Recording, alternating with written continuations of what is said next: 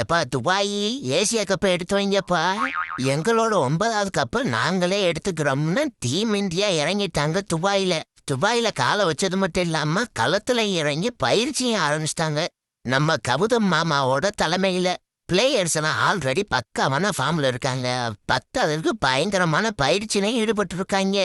நம்ம ஆல்ரவுண்டர் ஹர்திக் பாண்டியா அவரோட புது ஹேர் ஸ்டைலோட பக்காவா இறங்கியிருக்காப்புல. பயங்கரமா பயிற்சியிலையும் வேற ஈடுபட்டிருக்காப்புல. நம்ம தலைமை ஒவ்வொரு வாட்டியும் ஹேர் ஸ்டைல புதுசு புதுசா வச்சு புது புது கப்பா தூக்கிட்டு வந்துடுறாப்புல. அப்புறம் நம்ம சஞ்சு சாம்சன் பிளேயிங் 11ல இருப்பாராங்கிறது டவுட்டு தான். விக்கெட் கீப்பிங் பயிற்சியை சித்தேஷ் சர்மா தான் எடுத்துட்டு இருக்காப்புல. நம்ம சஞ்சு சாம்சன் பக்கத்துல உட்காந்து பாத்துக்கிட்டு தான் இருக்காப்புல. ஃபர்ஸ்ட் சாய்ஸா விக்கெட் கீப்பரா சித்தேஷ் சர்மா இருந்தார்னா சஞ்சு சாம்சனுக்கு பிளேயிங் 11ல வாய்ப்பு கிடைக்கிறதே கஷ்டம்தான். அதுக்கெல்லாம் காரணம் நம்ம சும்மா கிள்ளுதான். அப்புறம் நம்ம தலை தோனி தான் மென்டாரா வர்றாப்புல அப்படின்னு கேள்விப்பட்டேன். ஆனா இன்னும் அவரை பத்தின ஒரு அப்டேட்டும் இல்ல. அவர் டீம்லயும் இணையல.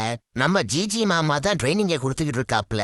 நம்ம தலையும் வந்துட்டாப்புலன்னா டீம் பக்காவா ரெடி ஆயிரும். பங்காளி எல்லாரையும் அடிச்சு தூக்கிட்டு கப்பை எடுத்துட்டு வந்துருவாங்க நம்ம டீம் இந்தியா. நம்ம தலை தோனி மென்டாரா வந்தா செம்மையா இருக்கும். நீங்க என்ன சொல்றீங்கன்னு கமெண்ட்ல சொல்லுங்க.